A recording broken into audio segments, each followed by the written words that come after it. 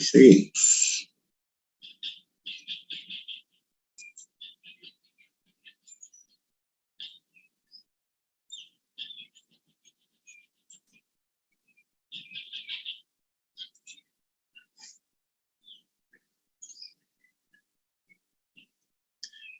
Entonces decía que la suma es posible realizar, es muy fácil, digamos, conseguir en la realidad que teniendo dos señales eléctricas, dos voltajes, se puedan sumar, ¿cierto? Y obtener una tercera señal que podría ser la suma o la resta, dependiendo de la posición que tengan los polos de las señales, ¿cierto? Entonces, sumar y restar es sencillo. Lo complejo es multiplicar.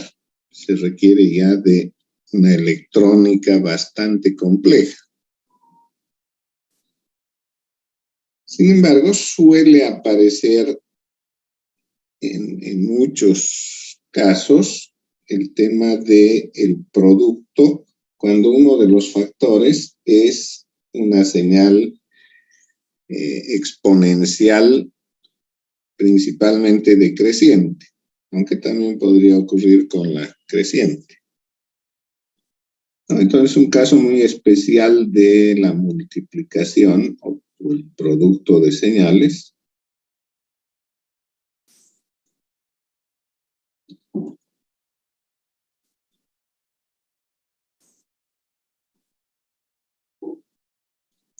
se da cuando una de las señales es una exponencial decreciente, ¿no? Entonces es un caso particular que aparece bastante y seguramente ya lo han visto en física con ejemplos mecánicos, ¿cierto? En física 1 se ve eso. Un sistema muy simple que tiene un cuerpo conectado a un resorte.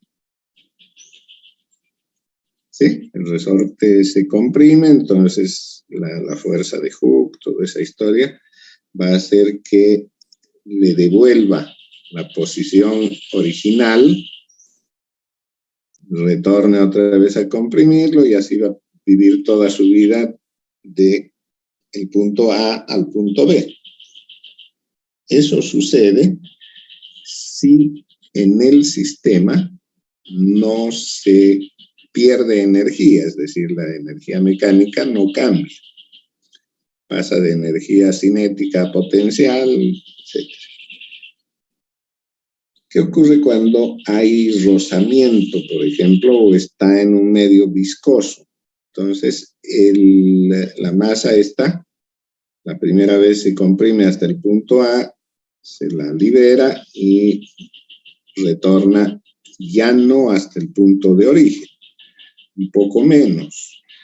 Vuelve a comprimir, ya no hasta el punto A, un poco menos, y así esto va disminuyendo. En la práctica va a alcanzar el reposo, pero matemáticamente no lo hace, ¿sí? Va a quedar infinitesimamente separado del reposo, moviéndose. Entonces se describe eso como un producto de una función exponencial y una sinusoidal. Hay oscilación en tanto no se atenúe. Entonces suele darse una señal de este tipo, ¿no? Una constante puede ser K.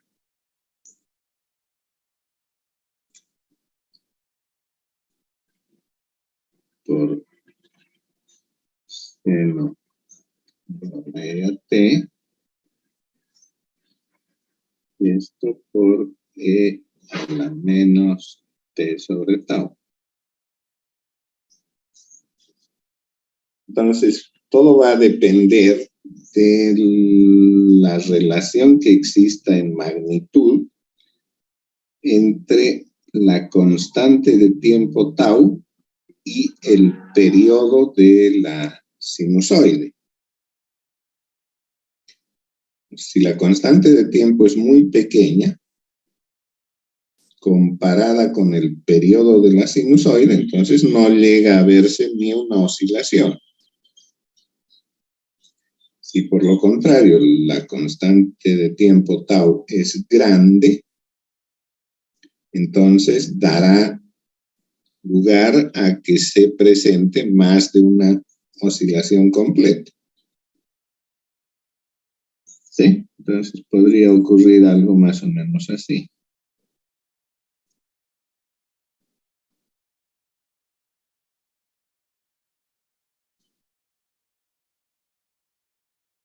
Esto es K, esto vendría a ser menos K.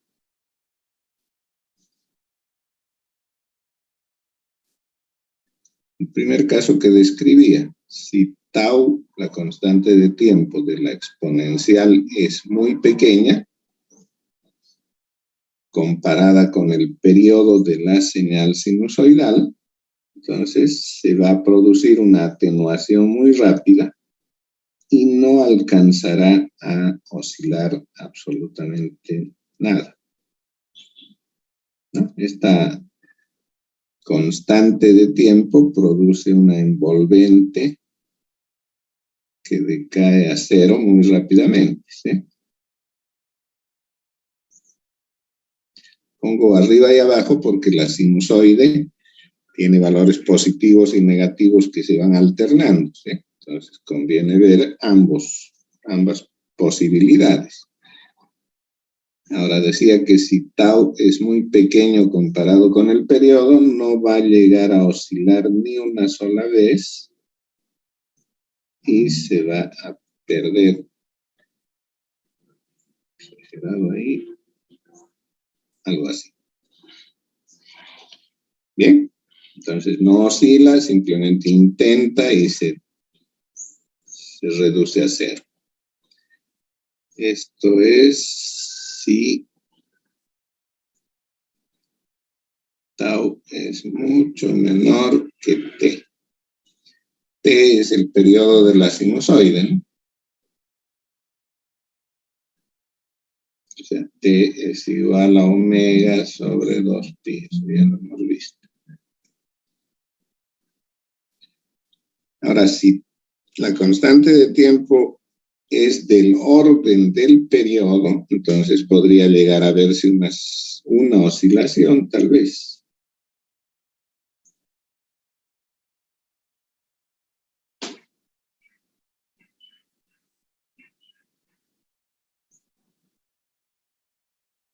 Y provoca aquí menos K, la envolvente.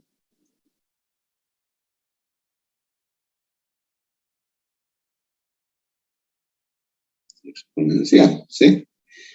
Y vamos a asumir que el periodo ahora tiene un valor comparable con la constante de tiempo. Entonces podría dar lugar a alguna oscilación.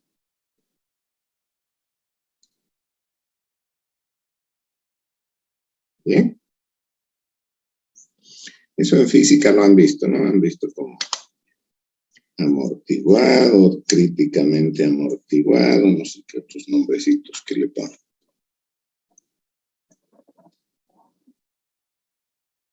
Entonces esto ocurre si tau es del orden de t. Sí, más o menos lo mismo, un poco menos, un poco más.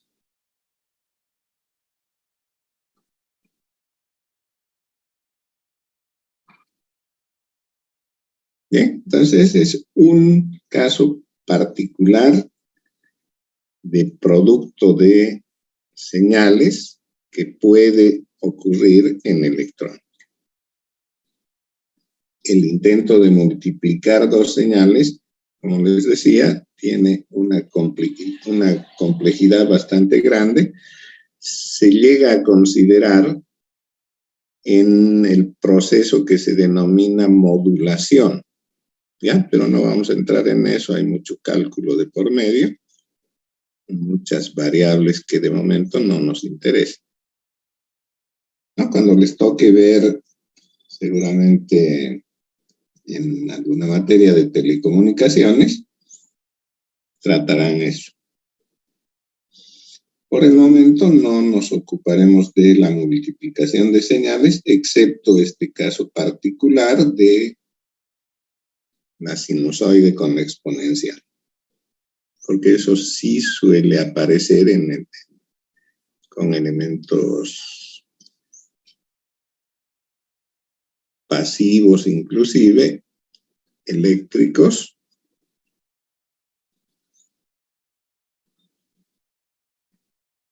Okay. Lo que sí es algo muy común es lo que se conoce como desplazamiento en tiempo o retardo.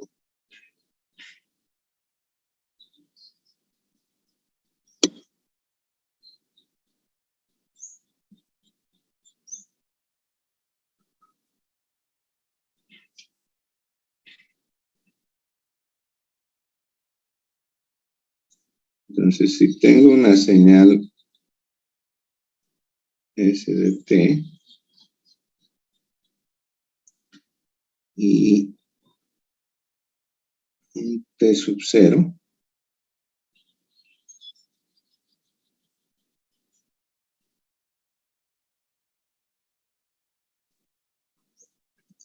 que llamamos retardo, entonces S de t menos t sub 0 es la misma señal S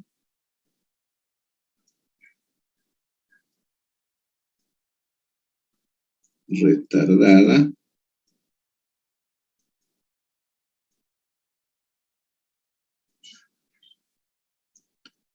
t sub 0 unidades de tiempo, ¿no? Segundos serán o lo que sea.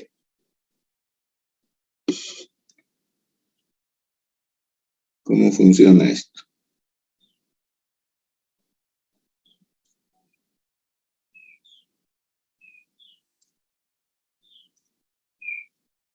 Pongamos esta señal.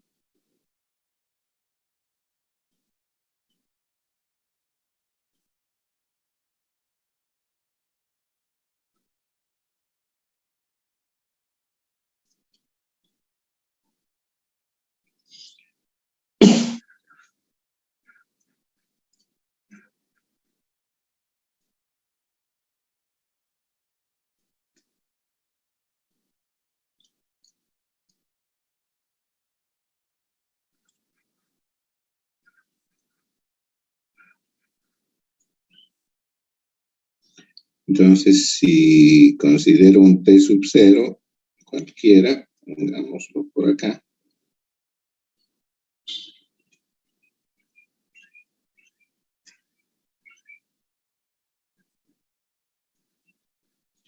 Entonces, nuestra señal S de t menos t sub 0 va a tener la misma forma, la misma evolución de la señal S de t, pero atrasada t sub 0, es decir, que va a aparecer lo que aparece en un cierto valor t sub 0,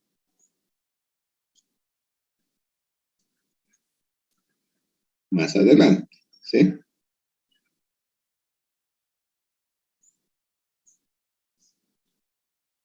Entonces, lo que veía aquí en 0 de la señal, lo voy a ver recién en t sub 0.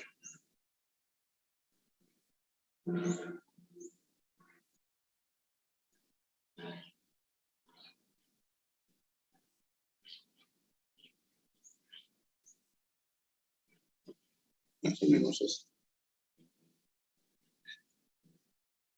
¿Cierto? Vamos a aclarar tal vez un poco esto. Voy a pensar que Aquí tengo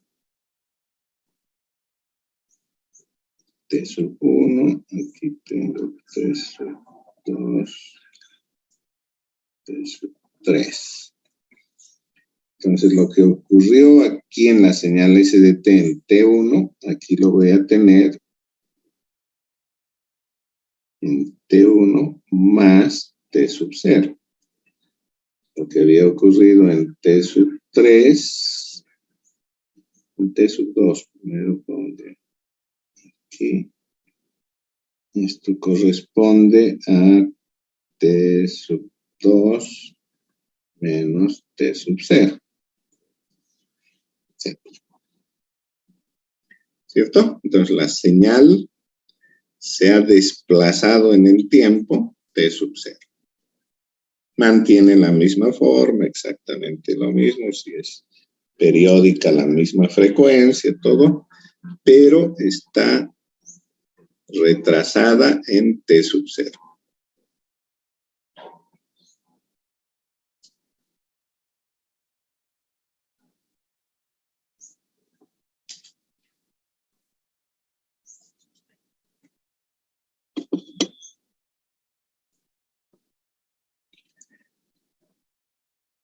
Veamos un ejemplo con nuestras señales trascendentales.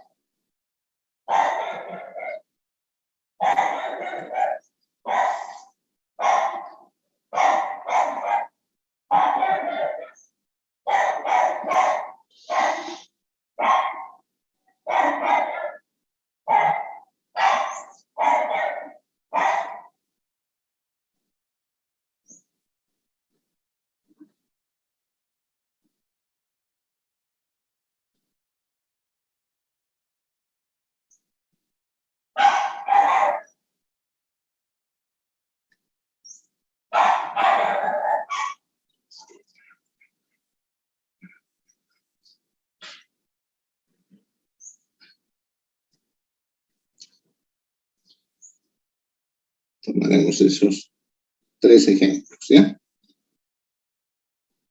Entonces, fíjense la primera señal compuesta. Estoy pasando. Vamos a hacer solamente el inciso A, porque creo que ya estamos comiéndonos el tiempo de repaso que habíamos pensado, ¿sí? Entonces, solo el inciso A, los otros 2 los haremos el miércoles. Entonces, decía, la señal del inciso A es resultado de la suma, ¿cierto?, de 3 señales. Bueno, si una está con signo menos, digamos suma y resta. Las 3 señales son escalones unitarios. Uno de ellos está amplificado en 2, pero invertido, ¿cierto? Girado 180, porque tiene signo menos el factor de amplificación. Y además, cada uno tiene un desplazamiento en tiempo. El primer escalón está retrasado 2 segundos, digamos, el otro 3 y el tercero 4 segundos. ¿Bien? Entonces vamos a trazar. Lo más fácil para hacer esto es ordenar las señales de manera cronológica, es decir, lo que aparece primero, en este caso siempre el que tenga menos retardo. Entonces tengo 2, 3, 4, están bien ordenados, ¿sí? Y a continuación ir siguiendo los cambios que se van produciendo. Entonces, así no necesito trazar cada una por un lado y hacer suma punto a punto, que es lo que se podría hacer como una otra alternativa. En cuanto a las escalas, tengo 3 señales unitarias. Las positivas son 2, máximo llegarían 1 más 1 a 2, ¿cierto? Esta puede llegar a 1, esta también, en algún momento se podrían sumar y llegar a 2. Pero hay una negativa, entonces el máximo que podríamos tener es 2, el mínimo que podríamos tener es menos 2. Más o menos esas serán nuestras escalas verticales, ¿sí? 2 y posiblemente menos 2. De momento, sin entrar en mayor detalle, podríamos pensar de esa manera en cuanto a la amplitud. En cuanto al tiempo, necesito trazar por lo menos hasta t igual a 4. ¿Sí? No más de 4. Voy a poner aquí 1, 2, 3, 4, 5. ¿Sí? Bien. Ahora sí, vamos siguiendo la evolución de estas señales. Empiezo en 0 para que la señal U de t, que antes de t es como la hemos definido, ¿sí? Antes de 0 es 0, ¿cierto? Después de 0 es 1. Entonces debo ver en el argumento cuándo se hace 0, porque ahí es donde se va a producir el cambio. T menos 2 es 0 para t igual a 2, ¿cierto? Si t es 2, 2 menos 2, 0. Ahí se produce el cambio de 0 a 1. Entonces, antes de 2, esta primera señal es 0. Y como las otras aparecen más tarde, entonces peor aún son ceros. Hasta 2, todo es 0. En 2 se produce un cambio. Esto, su argumento pasa a ser mayor, ¿sí? Después de 2, t menos 2 es mayor que 0, por lo tanto, u de t vale 1. ¿Cierto? Después de 2 vale 1. Y así se va a sostener hasta que se produzca otro cambio. ¿Dónde hay otro cambio? En 3, ¿cierto? Entonces, hasta 3 vale 1. En 3 hay cambio. ¿Qué ocurre en 3? Aparece este escalón que es negativo y tiene amplitud 2. Entonces, a partir de 3, restamos 2 a lo que ya teníamos. Teníamos 1 menos 2, y eso cae entonces a menos 1. ¿Sí? Voy a trazar. Ahí. Y se va a sostener hasta que haya otro cambio. ¿Dónde hay otro cambio? En 4. ¿Qué pasa en 4?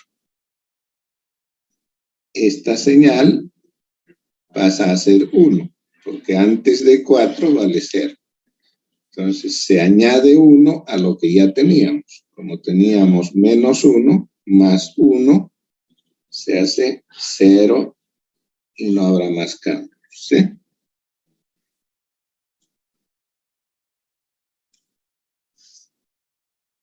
¿De acuerdo?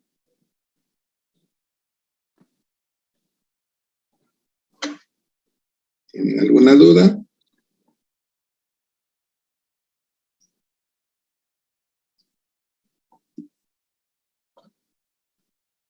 Entonces, repito, vamos a hacer solamente el inciso A. El miércoles haremos los demás.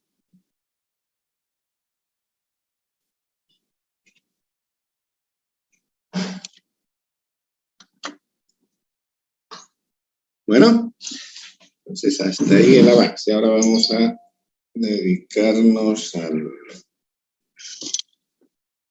repasar los temas del examen. ¿Qué dudas han tenido con el práctico?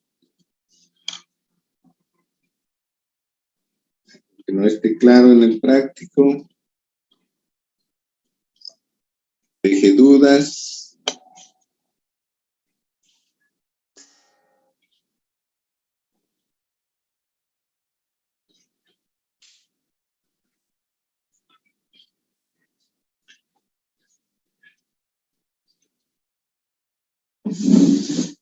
Primero, el práctico va a ser requisito para el examen. ¿Cómo? El práctico va a ser requisito para el examen.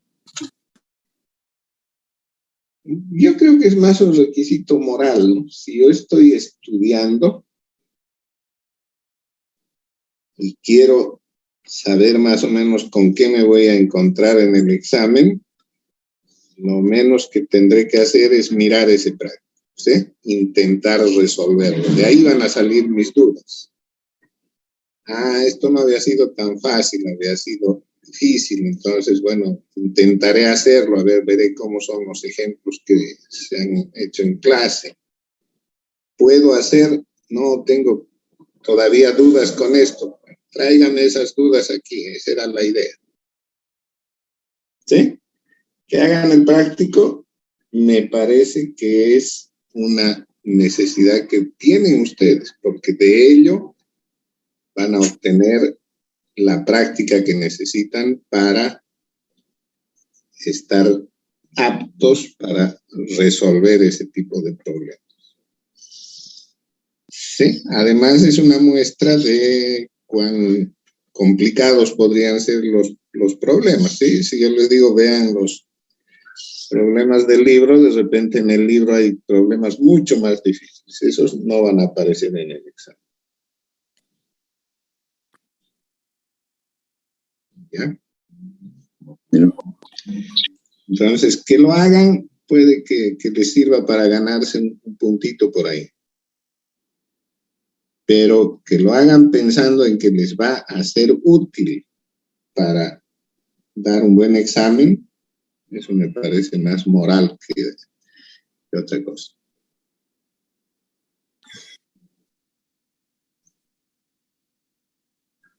¿Va a ser combinado, ingeniero? ¿Teoría y práctico o primero el examen teórico y luego el práctico?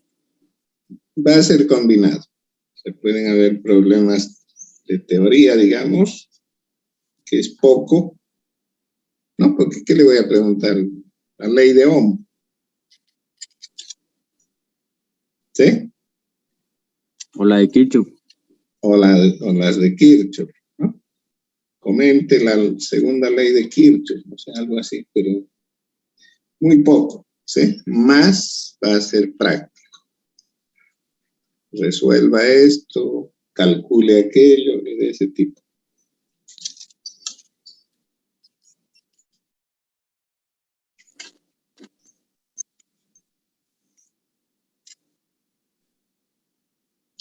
Ahora sí, díganme ustedes, ¿han tenido problemas con algún circuito del práctico.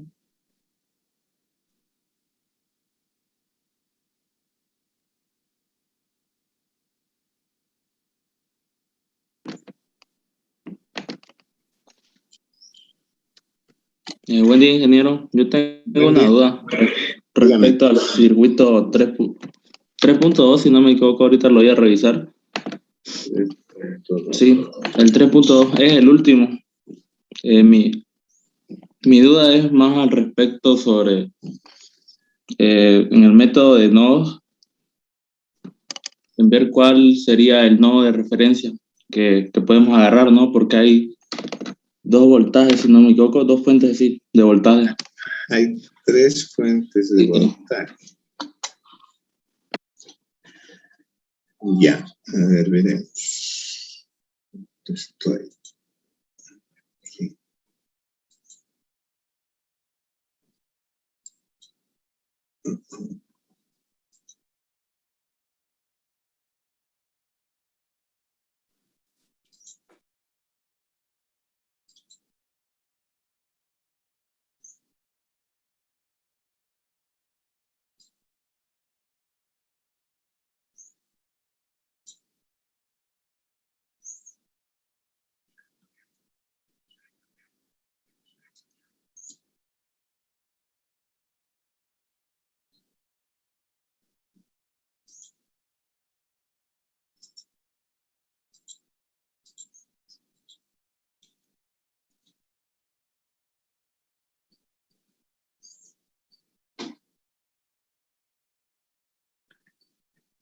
Este es, ¿no?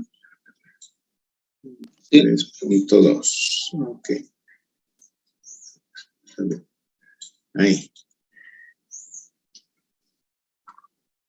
¿Cómo elijo el nodo de referencia para la solución por el método de voltajes de nodos? Esa era su duda, ¿sí? Si nos vamos un poco estrictamente a lo que había recomendado para la elección del nodo de referencia, lo conveniente es que ese nodo sea, si existe, el nodo en el que coinciden fuentes de voltaje. Ya, en este caso. Primero voy a marcar todos los nodos y luego nos ocupamos de identificar la conveniencia de elección del nodo de referencia. Aquí tengo un nodo, aquí hay otro, este es otro nodo. Ahí, aquí también hay un nodo y eso. ¿Cierto? ¿Cuántos son? 1, 2, 3, 4, 5, 6, 7 nodos. Ahora, busquemos aquel nodo donde estén conectadas 2 o más fuentes de voltaje, ¿sí? En este caso hay uno en particular que une la fuente de 8 con la fuente de 2. ¿Cierto? Voy a poner numeritos simples. 1, 2, 3, 4, 5, 6, 7. Entonces, el nodo 2 es el que une a la fuente de 8 con la fuente de 2 voltios. Ese sería ideal elegirlo como nodo de referencia. ¿Ya? Entonces, elegir ese nodo, ¿qué implica? Implica tener 2 nodos resueltos. El nodo 1 y el nodo 7. ¿Cierto? Si el nodo 2 es 0,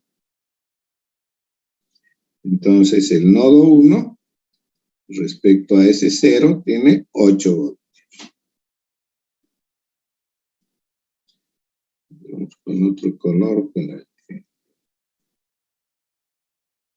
nos resulte más. Ahí. Entonces, este es el 0, ¿cierto? Aquí tengo 8 voltios. ¿Está claro? ¿Por qué?